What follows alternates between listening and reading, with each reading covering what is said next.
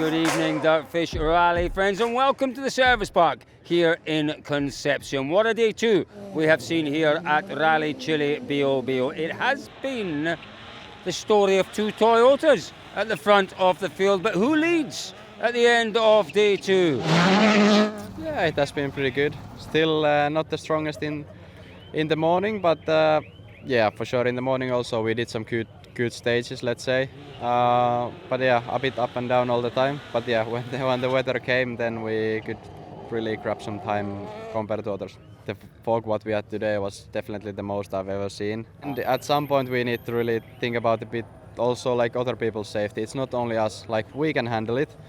But if you just make a human error, I don't know, there is junctions and places everywhere like holes between the trees, but everything looks the same. When you're in the fog, you can actually miss like the whole stage and go off the road, and you don't even know that you went off the road. So I don't know, if something like that happens, it can be really dangerous. For sure, driver point of view, I can drive there, but at some point, yeah, for sure, it's quite dangerous.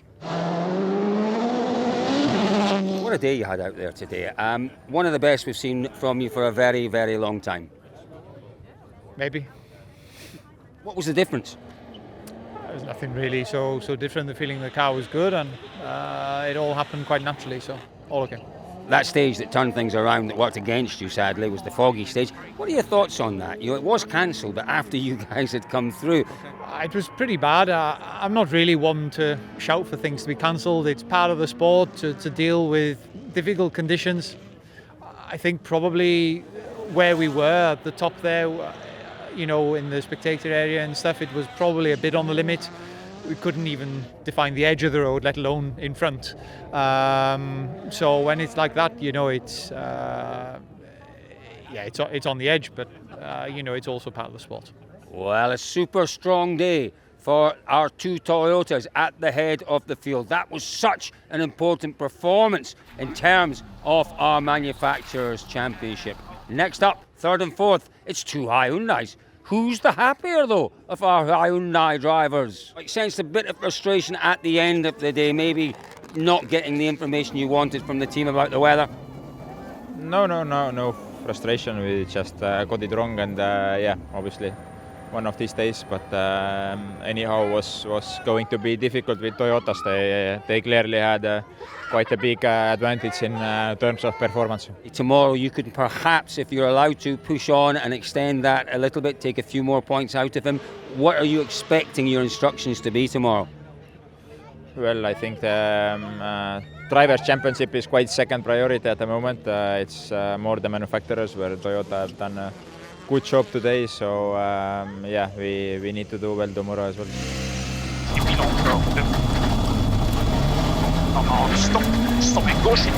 I mean, the target was clear after a very challenging and difficult day yesterday, where things didn't go that well.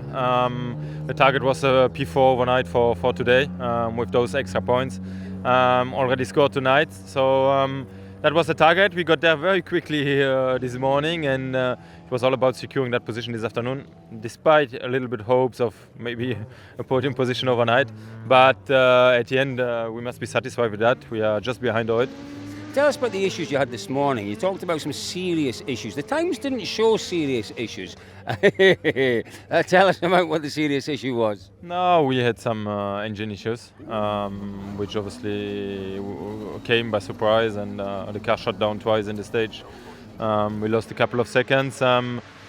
We got it going again, but when the car for a couple of seconds shut down and you don't know what happened, obviously we were very worried. Yeah, the team solved the issues for this afternoon. The car was running trouble-free. I was really concerned about that. Yeah, an interesting day for Hyundai in terms of the Manufacturers' Championship. Outside our top four, this is the story of what might have been. Adrian Fourmaux has once again been really strong out there. Let's hear what he had to say. Well, it's been a great day, but in two rallies, I think we missed a really good result. So it's quite frustrating and annoying, to be fair. But I'm happy with the day. We were 8th this morning. Now we are 5th. So it's 3 position gain, fastest time in the last one, on the long one. Really happy with the pace considering we were third on the road this morning, then second. So then yeah, we can be pleased with that. How we manage the tires, how we manage the pace in the stages. With the fog, that was really thick fog in some stages. So but yeah, it's quite good. Tell us what's happened to your windscreen as well. You've got a bit of a crack in the windscreen there. How did that happen? In one corner there was like a gravel bank and there was a stone going forward, and then bang, right on it. So it was us hitting the windscreen. You'd have thought physics wouldn't allow that to happen, but it does, doesn't it, to catch up with your own stone? Yeah, we were catching our own stone. Yeah, that's quite funny.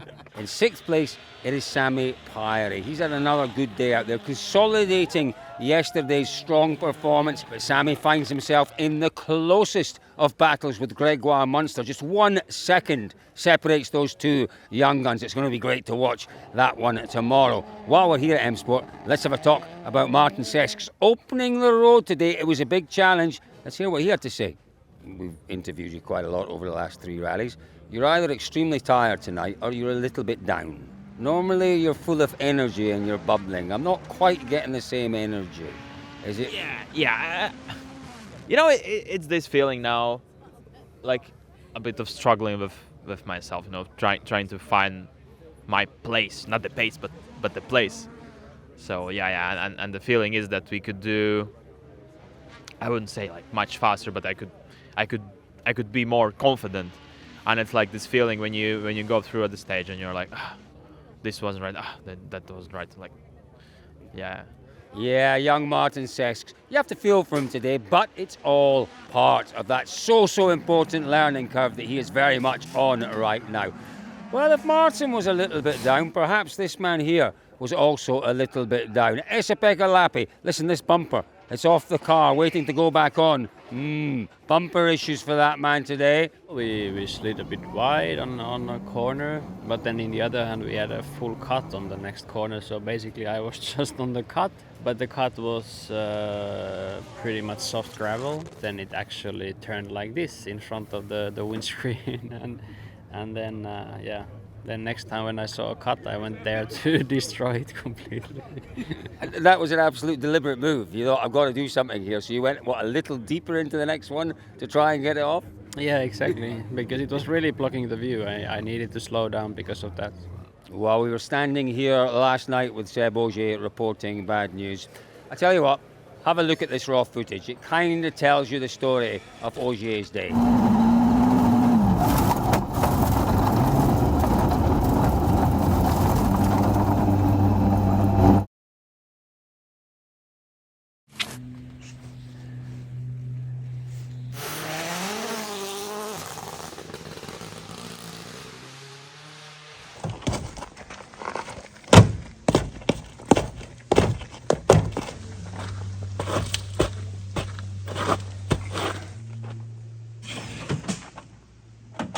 Ready? Yeah.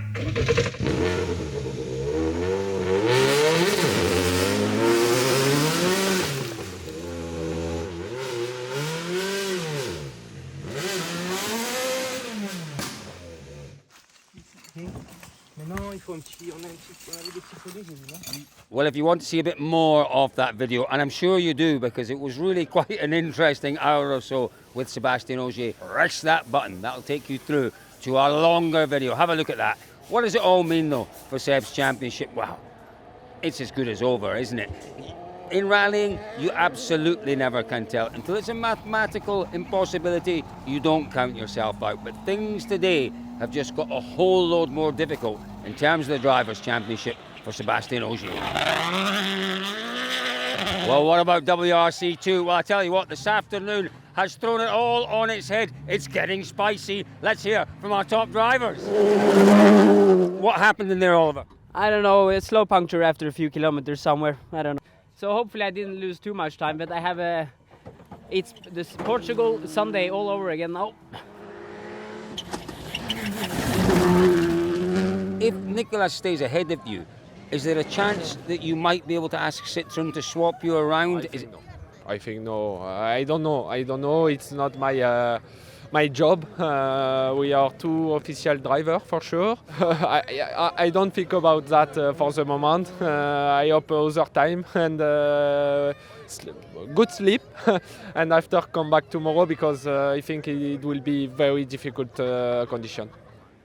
Yeah, there he is. There's a man that looks more like a world champion by the day, doesn't he? Well, listen, that WRC2 championship, I don't know. I don't quite understand the full connotations of what today's action means for the WRC2 championship. I know it's going to be exciting though. But you know where to go for complete clarity on all things WRC2. It is dirtfish.com. The boys back there are working on an article as we speak. Keep an eye out for that one. Now, the other thing we've enjoyed this weekend is seeing, reading and trying to answer your questions, and we have once again a few more to answer this evening. Well, you've just seen Thierry Neuville walking past us. Is he going to be champion here in Chile? No. Unless Tänak has an absolute shocker tomorrow. Unless Sebastian Ogier has an absolute shocker tomorrow. Mathematically, yes, he could be champion tomorrow. It is highly, highly unlikely that that will happen. And off the back of that one, a question about Rovanperä. Is he affecting the points? Is he affecting, manufacturer points? Yes, of course he is. He's scoring manufacturer points. So yes, he is affecting the points. I guess the question refers to the Drivers' Championship. Is he taking points off of Elfyn Evans? Yes, he is. But Evans is a real outside chance. So no, Rovanperä is doing what Rovanperä has to do, and that is keep Toyota in the hunt for the Manufacturers' Championship. Do I think that Rally Chile is one of the toughest on this year's calendar? Toughest, I'm not sure. Most challenging or more challenging, yes. Why is that? Well, because the teams have so little information. They can't test, obviously, out here in Chile. As we saw last year, massive errors from certainly Toyota and Hyundai in terms of tyre choice. That makes it very, very challenging. Well, what a great day we have had out here. Keep your questions coming, folks. Send them in. We'll do our best to answer them. And don't forget, everyone, Dirtfish, what do we do best? Well, we're a rally school, and we are the best rally school out there. So if you want to learn to drive, there really is only one place to go. Dirtfish.com. Have a look at the videos. Find out all about the wonderful range of classes that we offer for you to go out and hone your skills as a potential rally driver. Well, it's been a fabulous day too here at Rally Chile BOBO. There's still 4 stages to come tomorrow. Spider-Man! Or Spider-Child, I'm not sure what. We're off to the stages to enjoy the final day of Rally Chile BOBO.